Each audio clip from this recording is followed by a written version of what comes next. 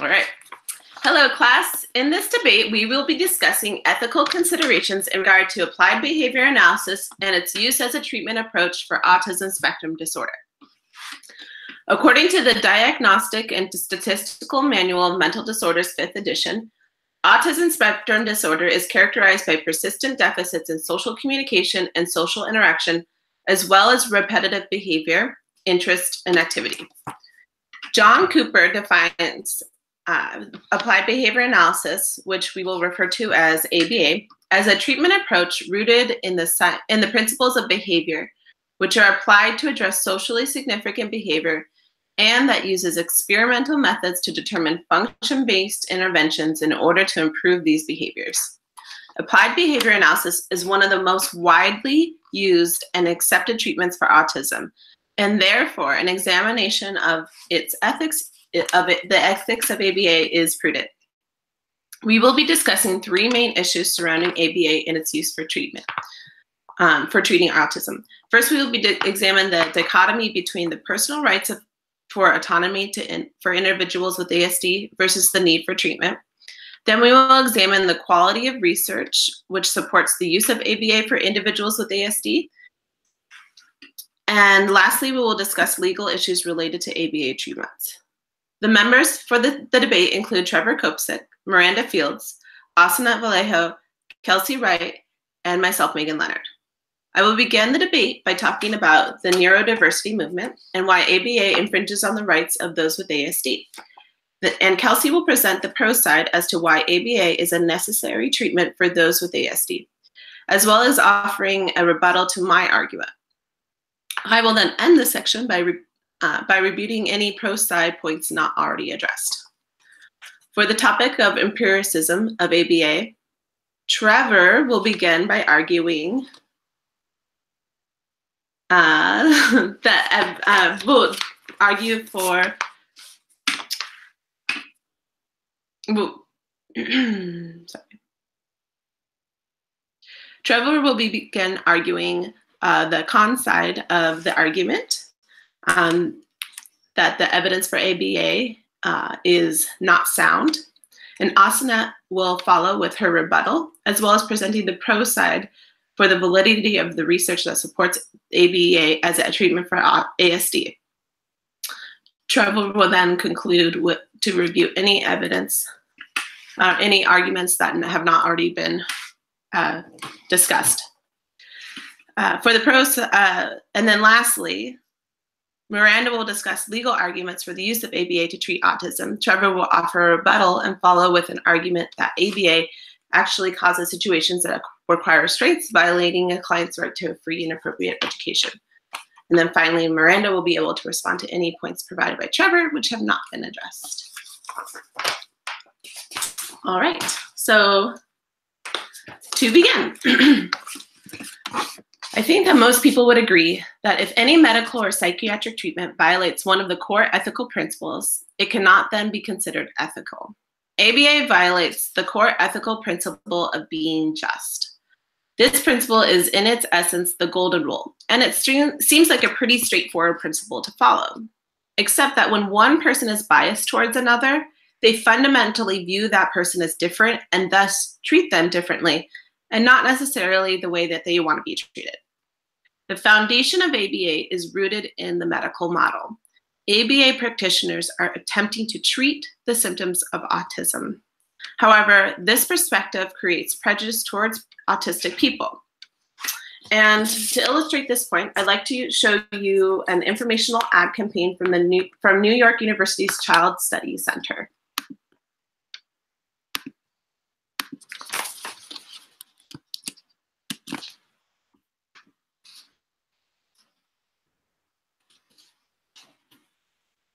Okay. Are you guys able to see it? Okay, so here, what you're looking at is a ransom note to parents of children diagnosed with autism.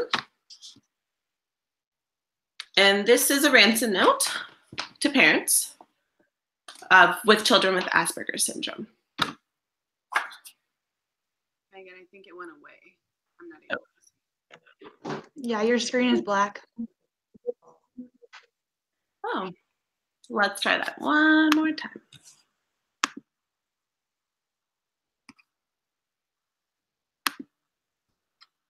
I'm going to share my entire screen. Can you see it now? So this is the ransom note from autism. And this is the ransom note from Asperger's syndrome. All right, so it's hard for me to discriminate what the goal of that campaign was, but it's very evident to me that the medical community that sought to help treat autism are actually the ones who were stigmatizing, shaming, and stereotyping the ASD community. Clearly, the medical model views autism as negative and something to be rid of. This is prejudice against the ASD community. The neurodiversity community offers an alternative perspective. According to Kappa et al., the social model of disability views disability as a social construct. The autistic community views their differences as part of the natural variance among species requiring accommodations. Just as you would provide accommodations for a non-ambulatory person, such as a wheelchair and a ramp, the ASD community seeks to have society accept them as they are, celebrate their strengths, and accommodate for their differences. The real problem of ASD is living in an intolerant society. In fact, measures taken by therapists to correct repetitive behaviors, such as stemming or fixed interests, can, at the very least, cause undue stress and potentially even harm the individual. This violates the ethical principle of do no harm. So this next clip is of Carly, a teenage girl with autism. She has learned to communicate through computer typing and has shared the internal context of her self-injurious behaviors.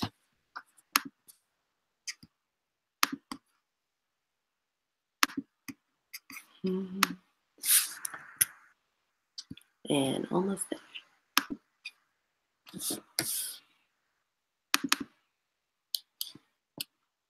Sorry, let me just find, here it is.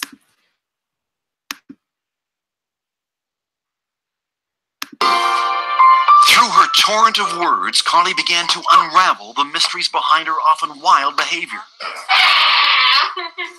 Like banging her head. Because if I don't, it feels like my body is going to explode. It's just like when you shake a can of Coke. If I could stop it, I would, but it's not like turning a switch off. I know what is right and wrong, but it's like I have a fight with my brain over it.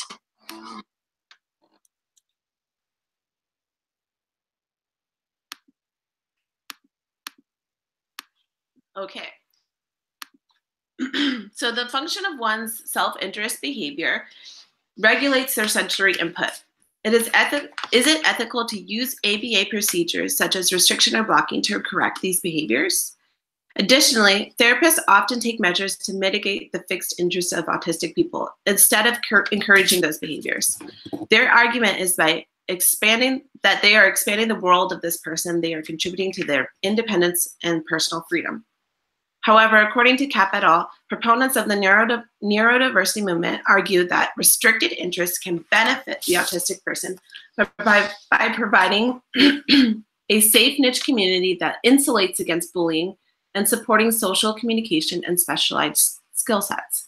The famous author and autism speaker Temple Grandin said it best in her 2013 address to the Chicago Humanities Festival. Grandin said, "This is the stuff that saved me. Horses, model rockets, and electronics. Those were the only places I was not teased. The bullying stuff has really gotten out of hand." The neurodiversity community argues for use of a strength-based approach while assisting autistic people. According to the Professional and Ethical Compliance Code for Behavior Analysts do not knowingly engage in behavior that is harassing or demeaning to persons with whom they interact in their work. Code 1.05. However, there are numerous records of autistic adults recounting their condescending and sometimes abusive treatment by well-intentioned behavior analysts. This violates the core ethical principle of affording dignity. These personal accounts cannot ethically be ignored or discounted by a behavior analyst. If the goal of ABA is to make a socially significant impact, the subjective measurement of social significance can only reliably be measured by the client. In his 1978 paper, Social Validity, the Case for Subjective Measurement, or How Applied Behavior Analysis is Finding Its Heart, Montrose Wolf states, whether or not the program is helpful can be evaluated only by the consumer. Behavior analysts may give their opinions, and these opinions may even be supported with empirical data. Empirical objective behavioral data, but it is the participants and other consumers who make the final decision about whether a program helped solve their problems. If former participants of ABA speak out against the helpfulness of treatment, can ABA even be considered as effective? That concludes my portion. I will pass it off to you, Kelsey. Okay, thanks, Megan. I'm Kelsey. My argument is that ABA is not a threat to neurodiversity. The goal of ABA is not to change people or make them feel as though they need to change. There are 7.6 billion people in the world, each unique and diverse in a multitude of ways. And according to the Center of Disease Control, 1 in 68 children in the US are diagnosed with ASD, each just as unique and neurologically diverse as their typically developing counterparts.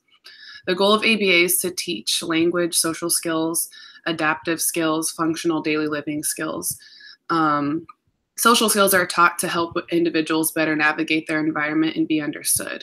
And there's a common misconception that people with ASD are uninterested in social interactions when this isn't always the case. I actually work with a client that is large, aggressive, and has communicated his desire to engage in social interactions. However, he, prior to ABA, did not have appropriate ways to gain attention. So there was a lot of aggression, and this is in public places. And through ABA, this client has learned socially acceptable ways that don't injure others and get him a more meaningful social interaction with people at the store or anywhere else that he goes. Social skills are also more than just rigid play schemes. Language is developed through social play across all verbal operants such as manding and tacting, and it also generalizes across other environments like home and school. Behavior is improved through social skills. Functional communication training is implemented through social interactions and social play. According to Schignelli et al., ABA procedures are effective in teaching social skills. Data show increase in children manding to peers and adults and corresponding decrease in problem behaviors. And this was a study done with 4 to 5-year-olds where manding and different social skills were taught. And I also want to say that this is not an argument that the world doesn't need to embrace differences, because I think we all know that we have a long way to go in society in that aspect.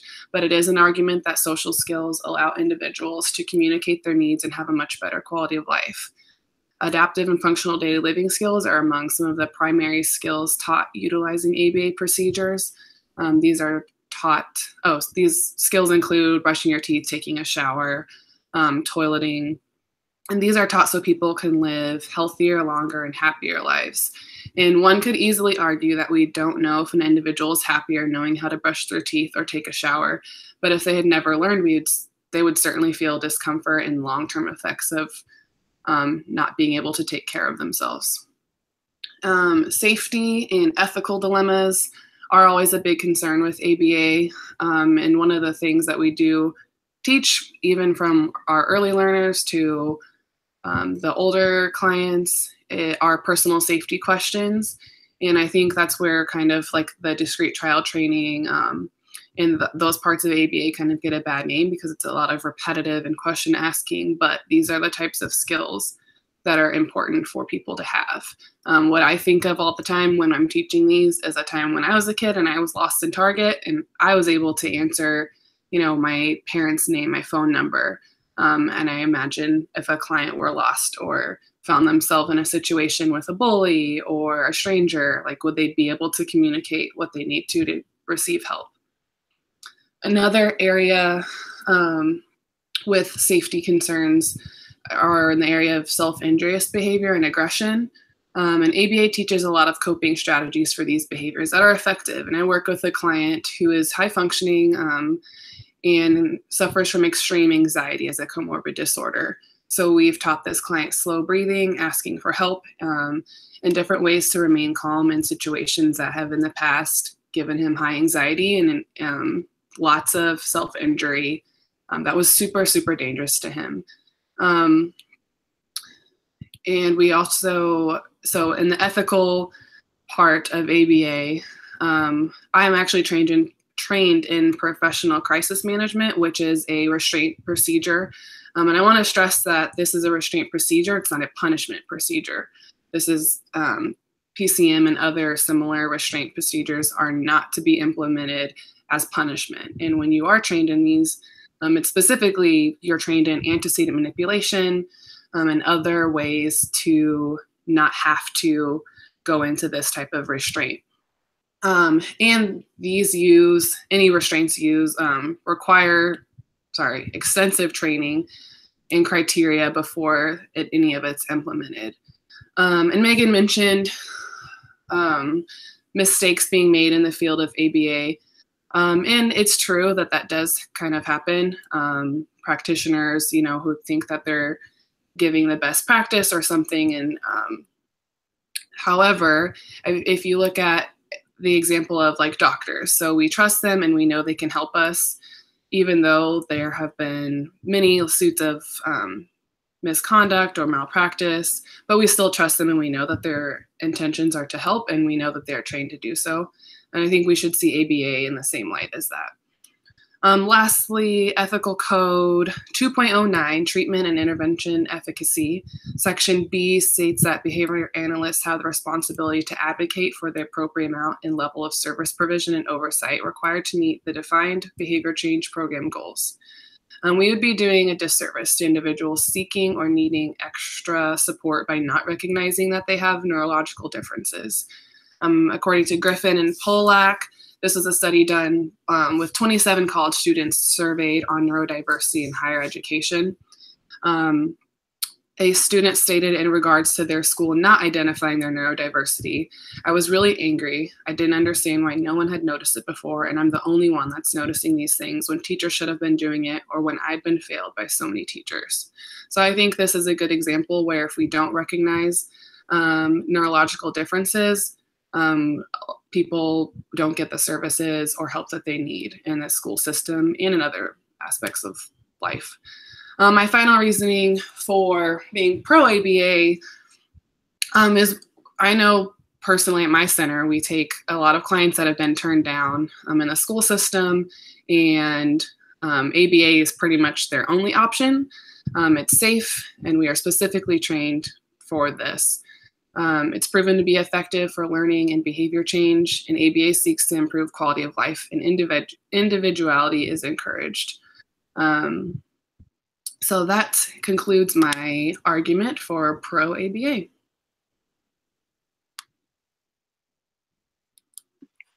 Thanks, Kelsey. Okay, so I just wanted to respond to a couple points that she made.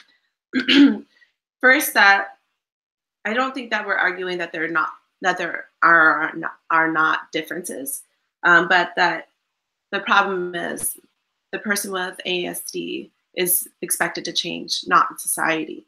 And a good example of that is the use of or misuse of professional crisis management techniques.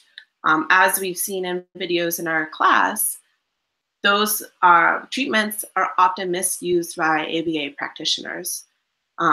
They're not used with antecedent treatments, and they're used as punishment, as more of a behavior modification technique that has no functional basis, and that has not, in the video, it didn't even decrease the behavior. So my argument would be, if ABA knows that these treatments and procedures are being misused, what are the ethical considerations that we need to take as a field? And then Kelsey spoke to the the fact that she thinks that ABA practitioners should be viewed more trusting like doctors. Doctors get far more schooling than we do. And ABA, I would say, is informally used by people that interact in the day-to-day lives of our clients. So the misuse does happen as seen in those videos. And if the field is trying to earn the trust of the larger society, that there are steps that the field can take to gain that trust. For example, if you go to the Behavior Analysis Certification Board website and try to look up statistics or data about reported violations, ethical violations, you can't find that information. If ABA is adhering to, it has the ethical principle of being honest and faithful to their clients, and wants to view themselves as being the most ethical, a very ethical field, then maybe the field should consider reporting that data and being more transparent about the steps that they take to adhere to that. It could reporting that data could hold ABA practitioners more accountable for their behavior. So I think that now we'll move on to the second portion of the debate about the empirical evidence of research, and Trevor will be starting us off. All right. Hello, I'm Trevor. Yeah, and I'm going to talk a little bit about the research behind ABA. And what I'll do is I'll start with a very important study in the field of ABA. It's by Dr. Ivor Lovaas, and it was done in 1987, and it was entitled Behavioral Treatment and Normal Educational and Intellectual Functioning in Young Autistic Children. It's considered to be a very groundbreaking study. It was so influential that it actually prompted other approaches to incorporate behavioral approaches into their work. So why was this study so groundbreaking? One reason was its claimed success rate. Dr. Lovaas claimed that 47% of those in the experimental group recovered from autism and had reached the goal of becoming indistinguishable from their peers, which is an outstanding result. Another reason was the apparent adherence to scientific rigor this study had. In a rarity in the ABA world, Dr. Lovaas actually used a group design as opposed to a single subject research design. The issue with this is that due to parent objections, ethical considerations, and staffing issues, Dr. Lovaas did not use random assignment, and random assignment is considered to be the gold standard in research. So this kind of calls into question the validity of these extraordinary claims. Ethical Code 8.01a prohibits practitioners from making exaggerated claims. So although Dr. Lovaas did not intentionally exaggerate the claims, if the study wasn't up to the gold standard of scientific research, can these claims be considered exaggerated? So the way to figure out if they're exaggerated is through replication. So we'll talk a little bit about the attempts to replicate this study. The first study to actually use random assignment for an ABA-derived treatment protocol was not published until 2010. This study did find success in what is known as the Early Start Denver model, which is a play-based ABA therapy.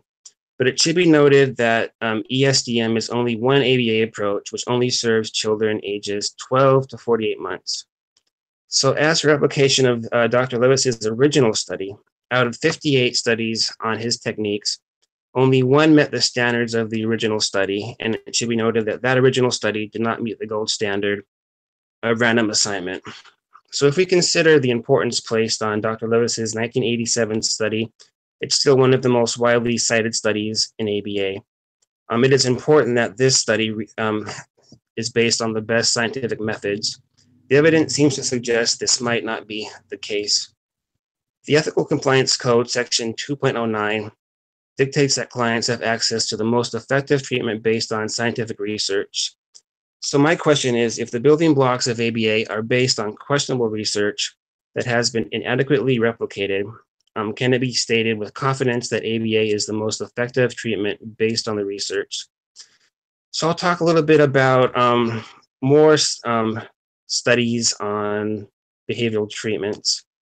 In 1999, the New York State Department of Health Guidelines for Assessment and Intervention of Young Children with Autism and Pervasive Developmental Disorders reviewed 232 articles that included behavioral approaches for the treatment of autism. Of these 232 articles reviewed, only 5 met efficacy criteria for recommendation, and these 5 articles are only based on 4 studies.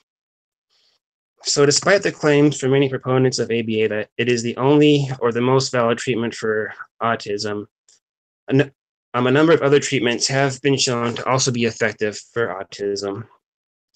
So it is unethical for ABA to attempt to maintain a monopoly on treatment for autism, especially considering the questions raised about the quality of its supporting research. So let's talk a little bit about some other treatments for autism. One of them is sensory integration. And this is based on sensory processing disorder, which is commonly comorbid with ASD with a prevalence of between 44 and 88%. Sensory processing disorder is correlated with attention and arousal impairment, self-stimulatory behaviors, aggression, and self-injurious behaviors, which are basically the most common so-called autistic behaviors targeted by ABA. Sensory integration theorizes that neurological processing and sensory integration issues interfere with purposeful behavior and utilizes controlled sensory experiences that facilitate adaptive responses. And this is based on the client's individual needs and is therefore a client-directed therapy. A 2011 study by Pfeiffer et al., which utilized random assignment, found that when compared to the control group, the treatment group made more significant gains in goal achievement, and this is based on parent and teacher reports, in sensory processing, motor skills, and social functioning. And they also displayed significantly less stereotypy, which is typically associated with ASD. Another treatment that has shown success for ASD is cognitive behavioral therapy. ABA and other purely behavioral approaches have shown success in targeting some individual behaviors, but tend to completely ignore the cognitive component of behavior. CBT does incorporate cognition into its treatment. A literature review by Rotherham, Fuller, and McMullen in 2011 found that CBT for ASD can be effective in addressing social skills deficits and comorbid anxiety in school settings, which Kelsey mentioned is often very common, the comorbid anxiety in ASD. So I'll talk a little bit about the National Standards Project, which was a project done by the National Autism Center, and their phase 2 findings were published in 2015. Basically, this project took all the treatments for ASD and they looked at the research and they made categories based on which ones were effective. CBT was placed into the established category, meaning that it had sufficient scientific backing to be recommended as a treatment for ASD. Phase 2 of this project found 14 total interventions that were deemed established for the treatment of ASD. And Miranda, do you have the visual for that? I do. Let me pull it up really quick.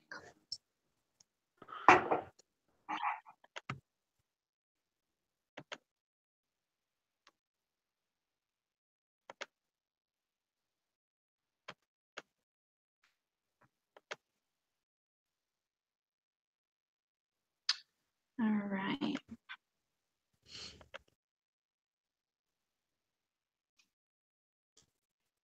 I see it on your screen. There we go. How about that?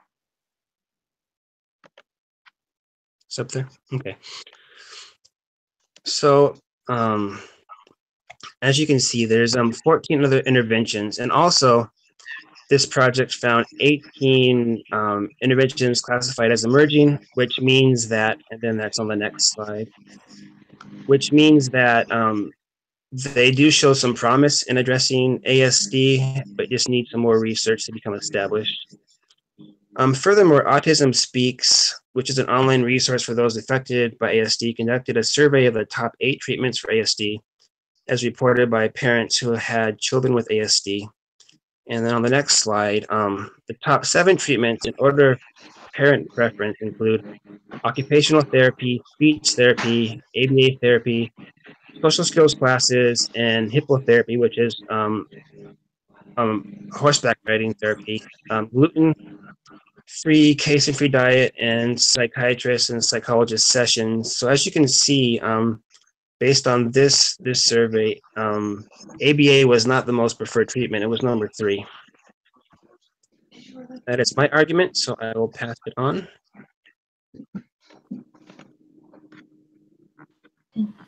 Hi, I'm Asanet. I'm going to go ahead and move forward with the pro-argument. And so when we refer to the Professional and Ethical Compliance Code for board-certified behavior analysts, we can easily see that the research is not neglected, as a matter of fact entails much longer content than some of the other codes listed. This is not to say that it is more important, as they all should be prioritized on the same level, but it does bear great weight in the compliance code as a whole.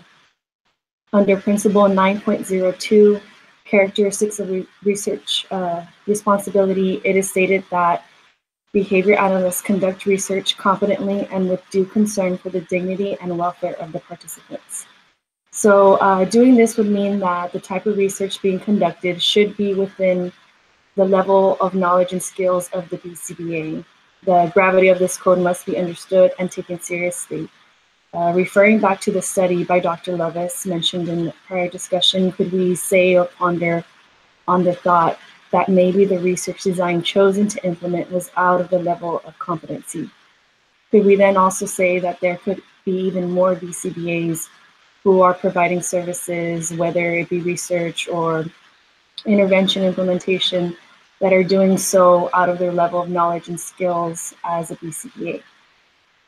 And could we also consider that human error is bound to occur whether we are accepting of it or not? This in turn should not be the only reflection of the influence and power of single subject research design. When contributing to behavioral approaches and potential interventions, it is crucial to understand and realize that the problem in scientific behavior is the analysis of the individual is the analysis of individual behavior. The keyword here is individual. As every BCBA should be aware of, behaviors are distinctive to the individual, and as more and more studies are being conducted, the behaviors for each individual make them unique. This can testify for why single subject research design is necessary for behavior analysis. When research is applied, it is not about the research procedure that is used, but about the behavior in which society shows in the problems being studied. Single subjects design is often used because of an individual's relevance to man and society rather than relevance to theory. With modifications and continuation of single subject research design, we are coming closer to finding more unique approaches that individuals with ASD need. According to Ledford and Gass, single subject research design methodology has extensive theory across several disciplines over time.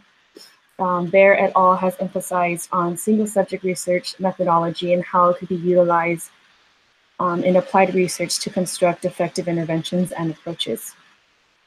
Numerous articles, chapters, and books also have been written in support of this. Statistically speaking, Horner et al. In 2005 supports the statement in mentioning that over 45 professional journals have published single subject research design studies. Efficacy of single subject research design studies has been proven across some measures and has also supported and advanced many interventions used in ABA today. We may also consider that treatments such as sensory integration and cognitive therapy don't have nearly the amount of research support to be used with autism spectrum disorder, as does applied behavior analysis. Limitations and lack of support for potentially effective interventions may affect the perspective of using single subject research design. When alternative and more supported research design is applied for interventions such as these, could it be that the other research designs are being chosen over single subject research design because of the restraints that have been exposed over the course of single subject research design utilization? Just like any other research design, single subject research designs include procedures that exist to control threats to internal validity. These procedures include reliability of measurement, dependability of procedures, and using systematic ordering of conditions involved in the study. All these controls should be considered when deciding that single subject research is the design that will be used for application. And that concludes my argument. All right, and I just want to talk a little bit about that. So single subject research designs, they have been criticized for lacking external validity, which means that the results don't easily generalize.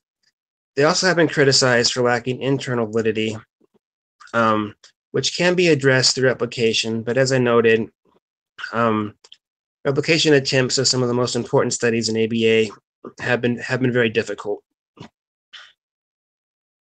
And that's very beautiful. All right. Okay, so, and then the last portion of the debate is around the legal issues surrounding ABA. Okay, that's Miranda.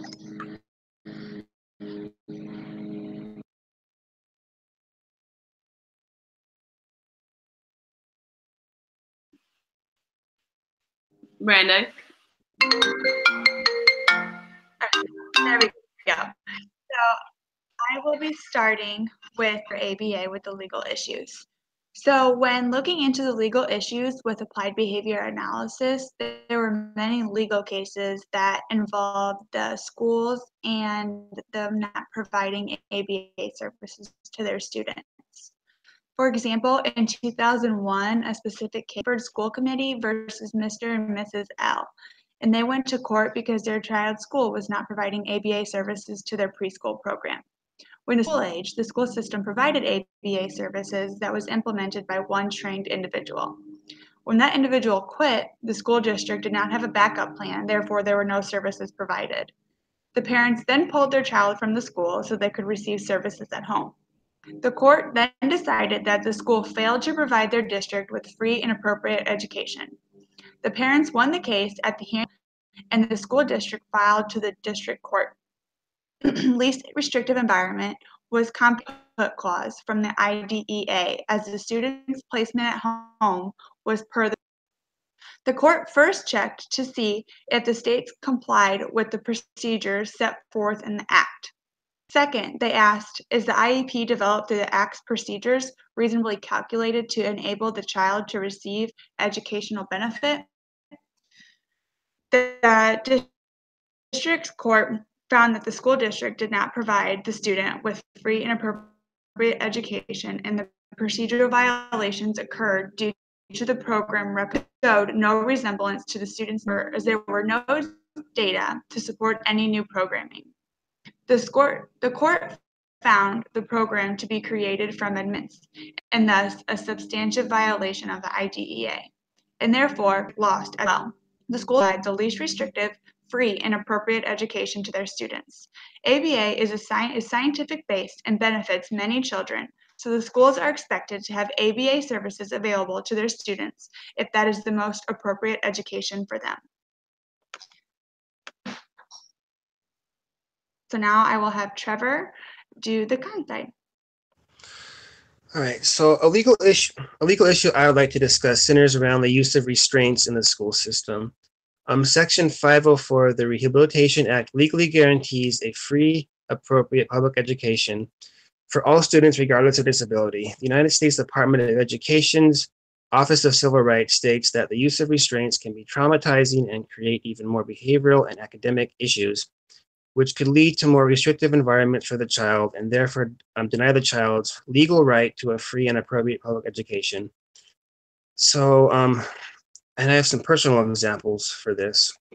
I recently worked in a school with an isolation room. The client I worked with had a history of extensive use of this room due to his aggressive behavior. What was interesting was that it was found that the child often engaged in aggression to gain access to the isolation room, which in my opinion was due to faulty ABA implementation on the part of the previous behavior technician, which he was actually removed from the case by the head teacher because, as she stated, that he set the kid off. The child was trying to escape adversive situations caused by his ABA therapy. So after the classroom environment was changed and the child was given more autonomy and control over his school day, his requesting to go into the isolation room by being aggressive stopped. And I will say that the isolation procedure was handled legally and humanely. One staff was present just to observe the staff implementing the procedure. At no time were eyes not on the child. The child was asked every minute if he was ready to leave the room, and also asked the moment he was displaying safe behavior.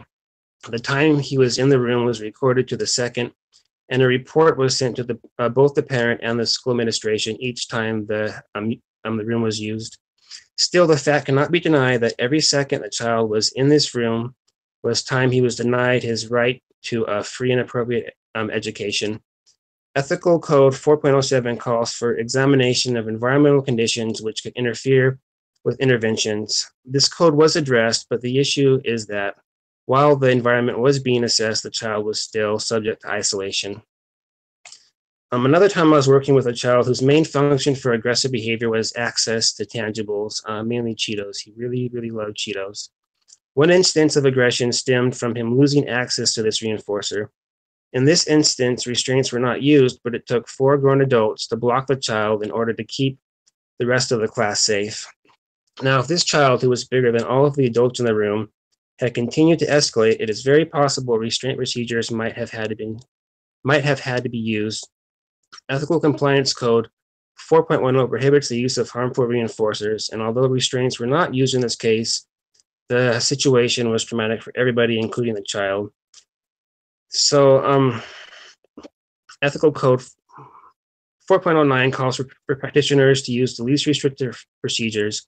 My question is, considering these examples, does ABA therapy create situations that require the use of restrictive procedures and therefore restrict a child's legal right to a free and appropriate education? Although some states have guidelines in place for restraint and isolation, there still is no national standard. Is the ethical code enough to ensure these procedures are only used when absolutely needed? Does ABA in itself create these situations? And that is my side.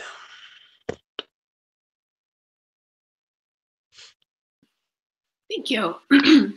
So I'm going to quickly conclude the con side's arguments. The con side has argued that because ABA has been criticized by the clients receiving the treatment, ABA, by its own definition, is not effective. To be effective, it has to be socially valid, and the clients have not validated. Many clients of ABA have not validated the treatment. ABA is also unethical because ABA procedures have been misused and violate the individual rights of the clients. Additionally, Trevor pointed out that the founding research of ABA has not been based on scientific gold standards of randomized trials and replication. And he also pointed out that ABA sometimes actually creates situations in which an individual's rights, such as free and appropriate education and least restrictive environments, are violated. So to conclude, the ABA field has a lot of work to do to create more ethical treatment, but definitely the opinions of the clients on the ethics of the treatment need to be validated. Okay, and I will be concluding for the pro side. So,